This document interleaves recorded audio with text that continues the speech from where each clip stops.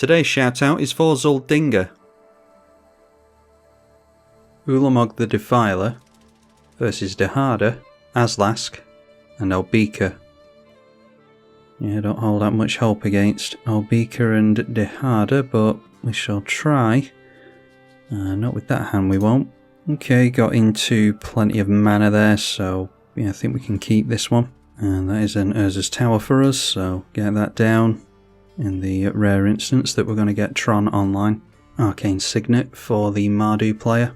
And that'd be funny if we got into the power plant after this. So get down Urza's Mine. We'll go for the Thought Vessel, because we can't make use of the Grim Monolith mana straight away.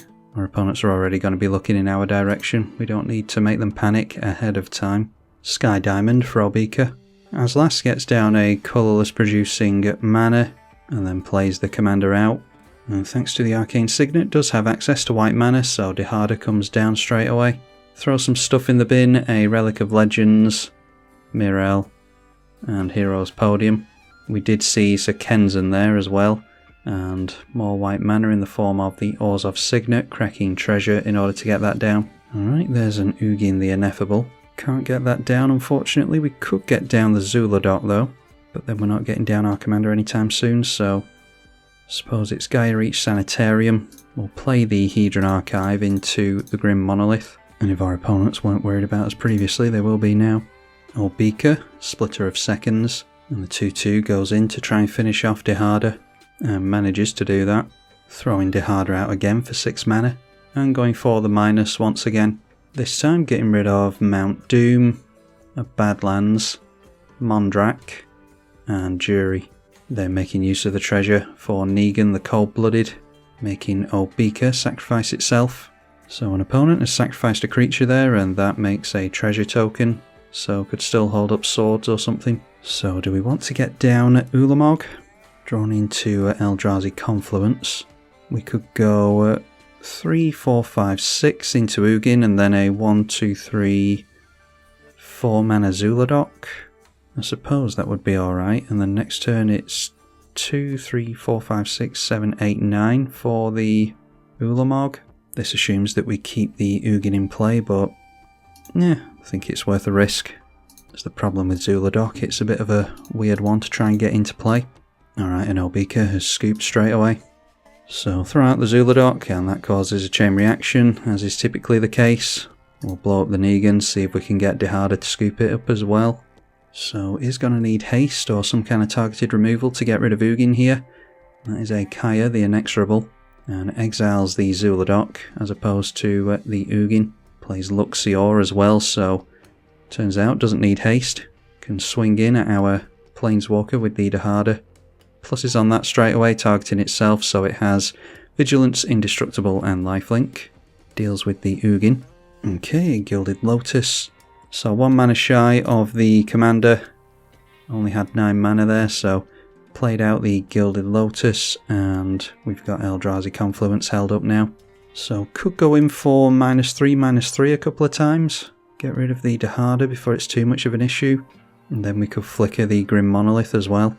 Yeah, I think that's fine. Oh, actually it comes back into play tapped. I'm glad I checked that now. So we'll make an Eldrazi Scion instead.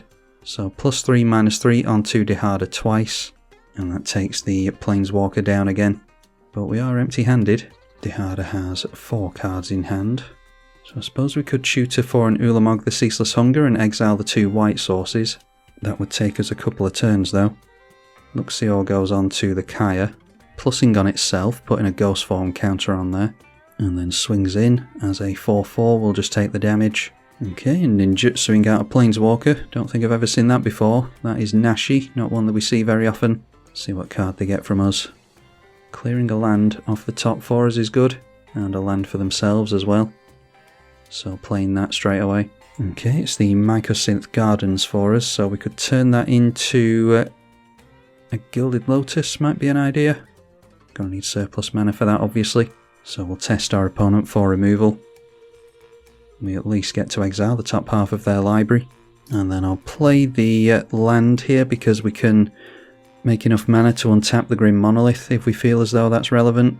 And it might be relevant actually because we can always tutor and go for an Eldrazi straight away with Ivugin if we've got enough mana, which I think we might. Kaya the Inexorable into play again, so just exiling the Ulamog, I think.